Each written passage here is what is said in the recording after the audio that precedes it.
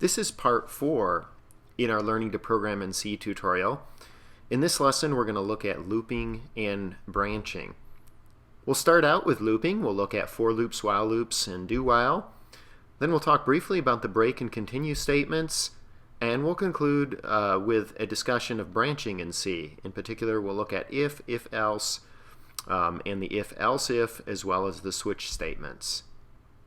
So let's start with a hypothetical example. Let's assume we want to compute the factorial of a number. In particular, we're interested in computing the factorial of 5. So based on what we've learned so far, we can write a program such as the one I have on the screen. So I've got a variable answer, which is an integer, and it holds the computation 5 times 4 times 3 times 2 times 1, which you'll recall is the factorial of 5. And the second statement is a printf, which we've also met.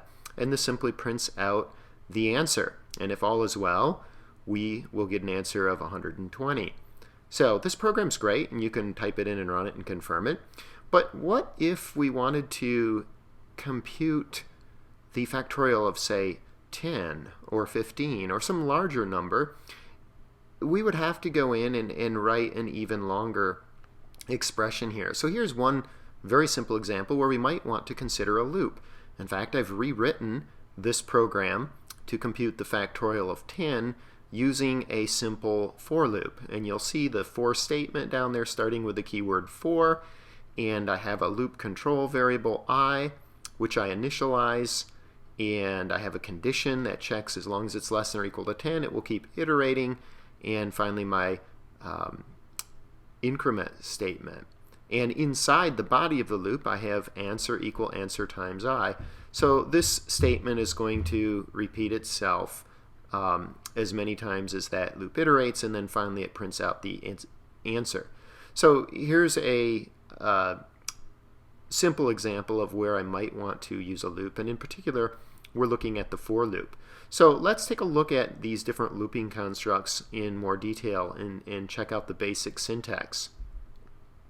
So for loop, as we've seen in the previous example, has several things that are needed. It has a initialization expression. So in that expression, we're typically going to initialize the loop control variable. Then we have a loop condition, and this is what executes at the top of the loop every time to see whether or not another iteration should proceed. So as long as the condition is true, it will continue. Then we have the a loop expression, which is basically the increment. So after the loop condition is done, the loop expression is going to execute. Then within the for loop, we're going to have a program statement here, and that could be a single line of code, or it could be a block of code. And when we say a block of code in C, we're talking about code delineated by the open curly bracket and the close curly bracket. Now stylistically, if you only have one statement in a for loop, you don't really need the open close curly bracket. But I would strongly encourage you to always use it just to make sure your logic doesn't get messed up. Your for loop might initially have a single statement in it, but later you might modify your program and forget to add the curlies, and you'll get some unexpected consequences. So from a stylistic perspective, I always add the curly braces in my loop constructs. So here's a simple example. I've got a loop, in a loop control variable of I, and we initialize it to 10. And then we say while I is greater than or equal to 0, we execute the statement, which is a simple printf printing out the value of I. Then we do the loop expression, which is the I minus minus, and check the condition again. So this code here is simply going to print 10, 9, 8, 7, 6, 5, 4, 3, 2, 1, 0, followed by the statement right after the loop, which is blast off.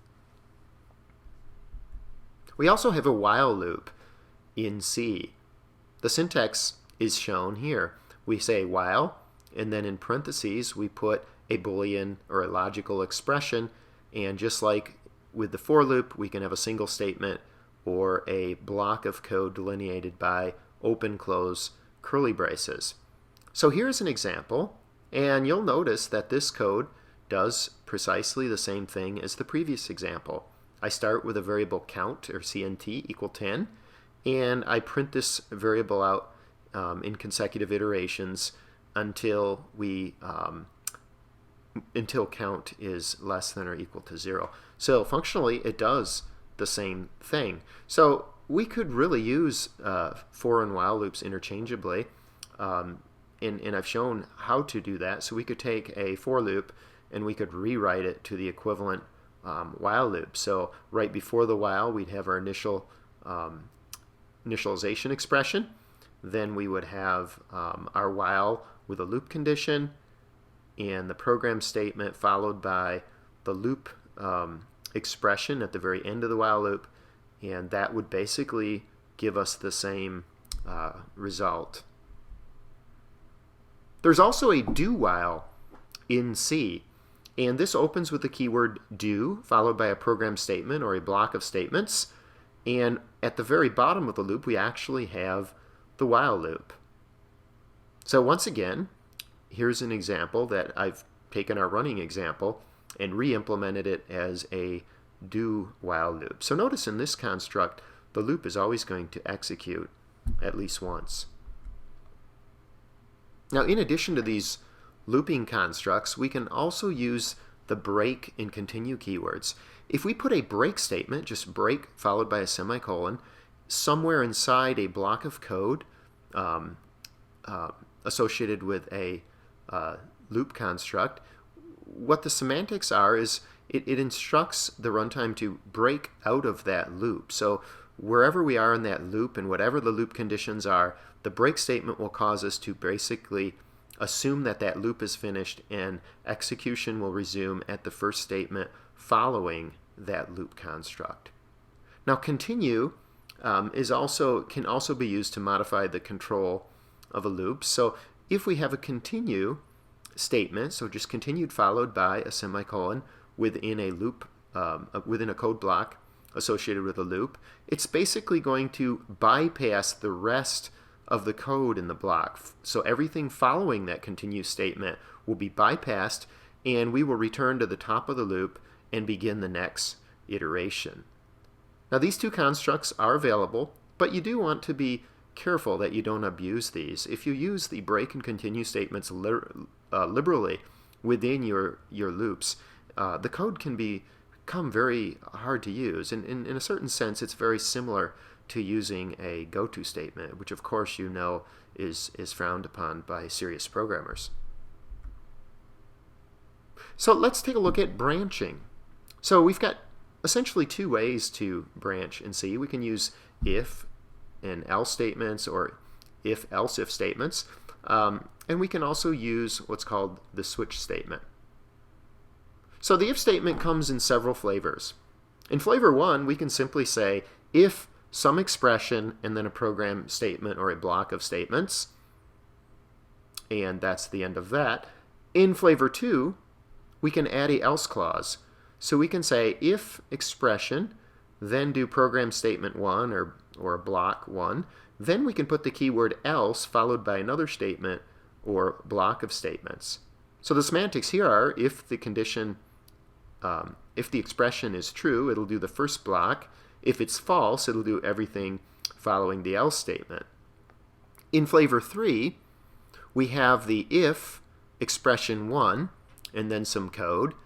Then we can add the keyword or words else space if in a second expression, and we can continue that on as much as we want. So we can have many else if statements in one of these constructs, and then finally we can also add a else statement on the very bottom. So the semantics here are if expression 1 is true, it's going to do program statement 1.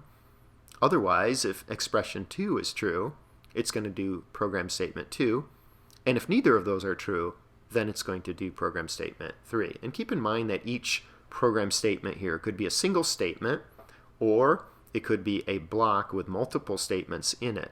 And once again, I always use the open curly, close curly brackets in my if statements as well as the loops, as I've mentioned previously. And finally, we have the switch statement. Now the switch is somewhat similar to the if-elseif.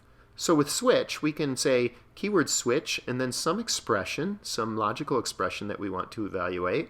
And then we can enumerate all the different values that expression might take.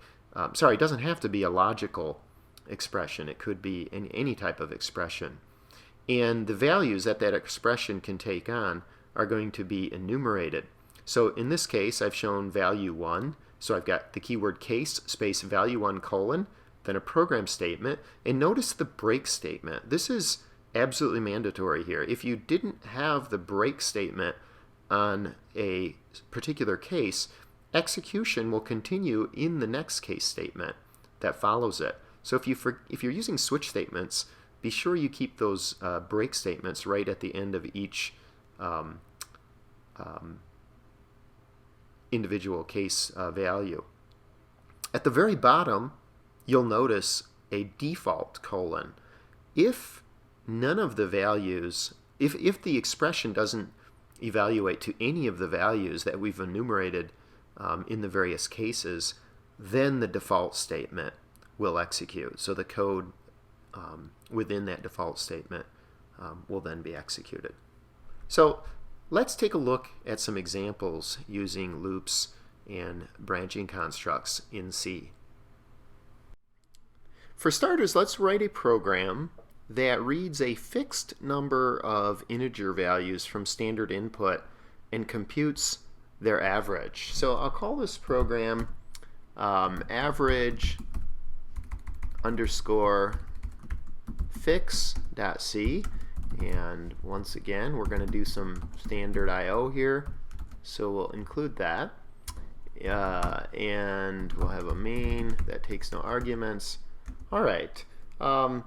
So I'm going to use a for loop for this. So I'm going to have a loop control variable, and I'm going to read the number of numbers that are going to be averaged from standard input. So I'm going to define a variable to hold that, and I'm going to compute an average, so I need a running sum, and I'm going to also need to know how many arguments, well, actually the actual values that I'm reading in each iteration of the loop. So let's and then we're going to compute a average, so we'll have a variable for that, average float. And let's go ahead and print out a prompt to our user.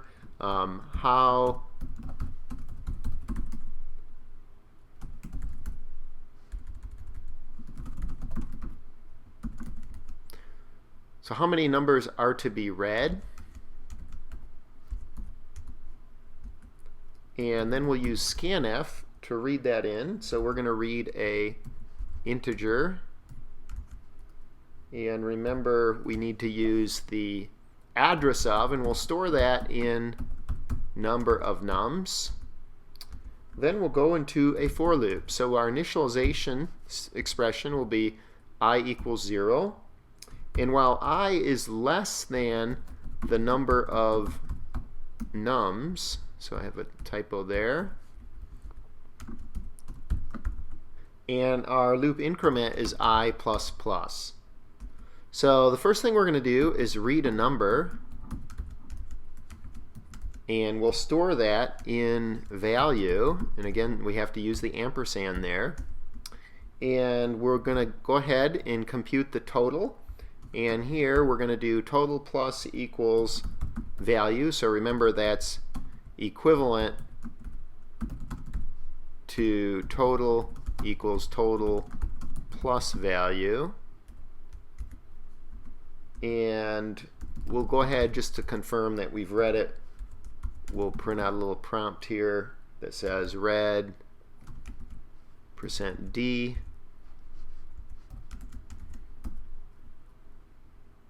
and pass it value.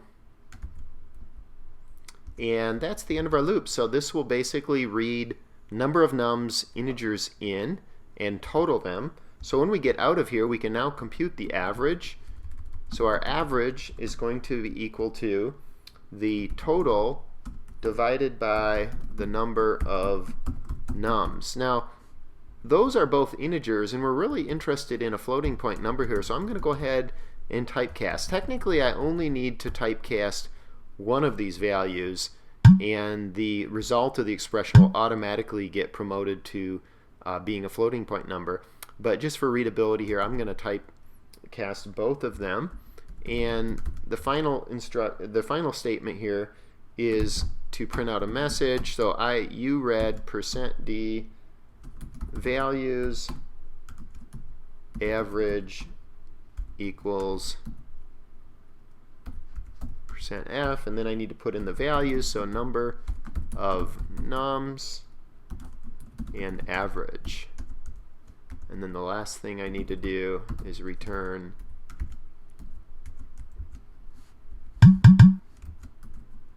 okay, so let's see if this works.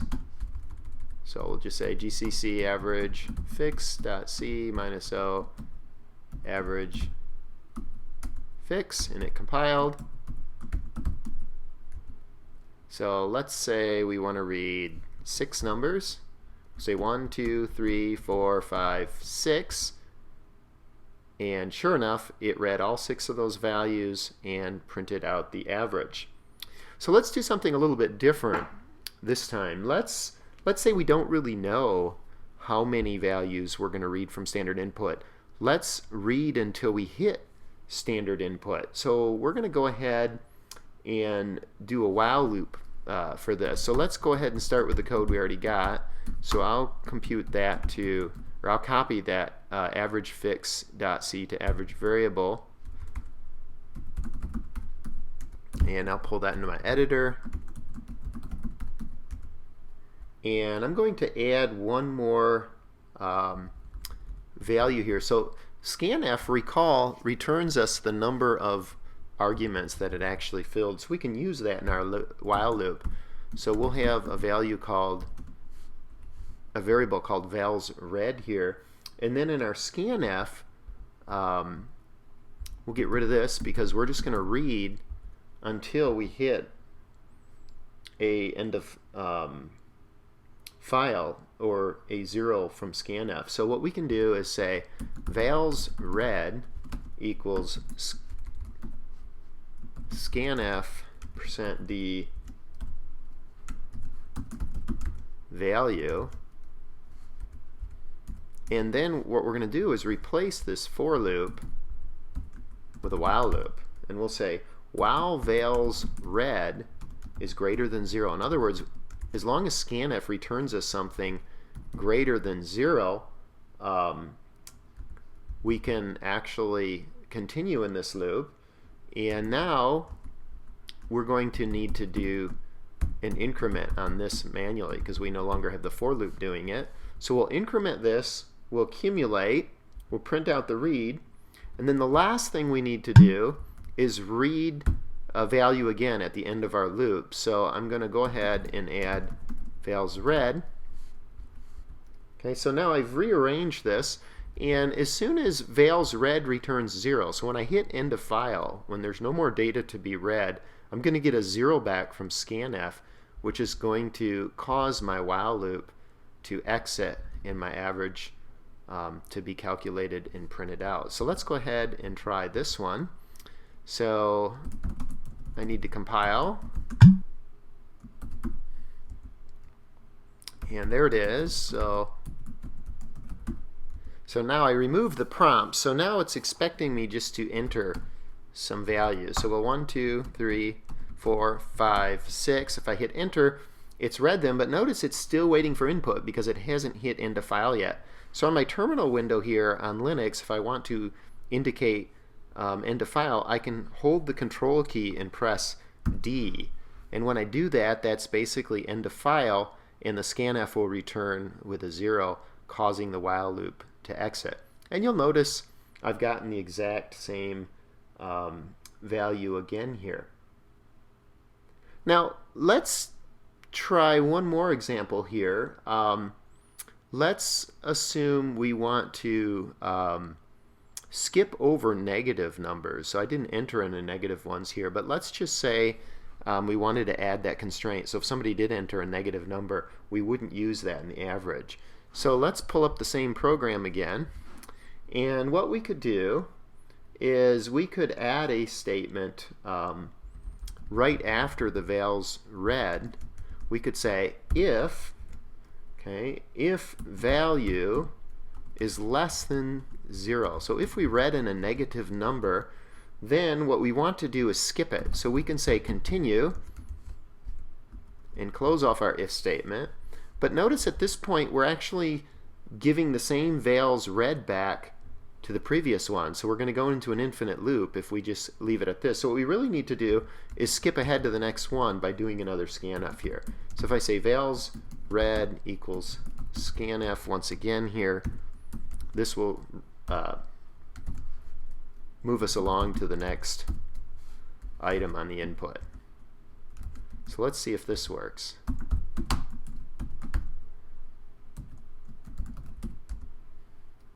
Alright, so, oops, I've got a typo there. So we'll go and fix it. And this was line 12. Vals read. And if we run it this time, and once again, so we'll say 1, and let's say -2, 3, -4, 5, -6, and let's see what it does. So notice now it skipped the negative ones and only included the positive. So if I do a Control D for end of file here, now it computed the average only using the 1, 3, and 5, giving me an average of 3.